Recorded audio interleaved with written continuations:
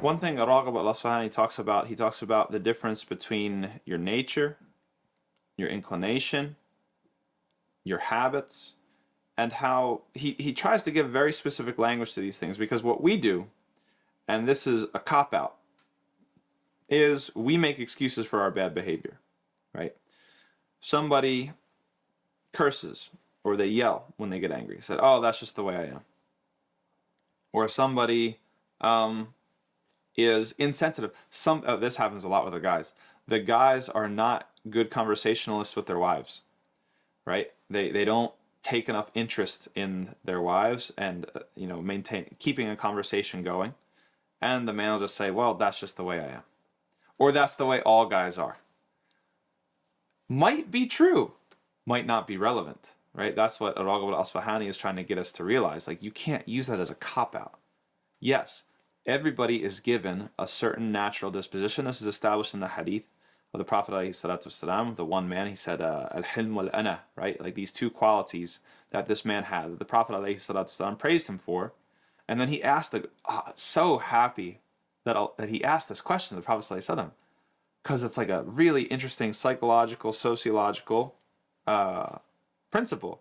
He said, are those two qualities something that I did myself, like I developed them, or are they something that Allah like gave to me? And the Prophet ﷺ said, no, Allah gave them to you. They come naturally to you. And then he praised Allah, the one who gave him those qualities that Allah loves. So there is such a thing as a natural disposition, not just the fitrah we're talking about, like that's different between individuals. This person is more forbearing and more patient than this other person. We see it all the time. Yes, you were born a certain way, you were born a different way, you've been given a little bit more of this, you've been given a little bit more of that. But the conversation does not stop there, right? Like, that's not the end of the story.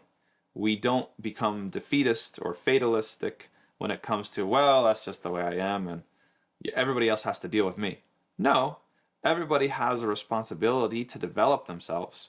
And so those rough edges that you have, it's your duty to try to soften them, right? And that takes time, and it's going to be more difficult for some people than others.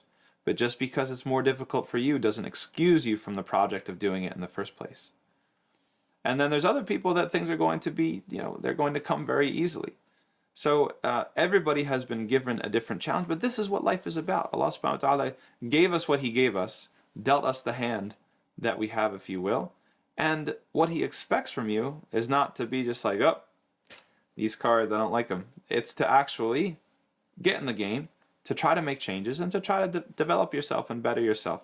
And it's a long road, and we all do it, and we're all going to constantly make mistakes and fall short, but the important part is the journey, maybe, not the destination, that you are trying your best and you are demonstrating to Allah subhanahu wa ta'ala that you're patient with what He decreed for you in what He gave you from characteristics and virtues, and that you're willing to put in the work to try to become even better.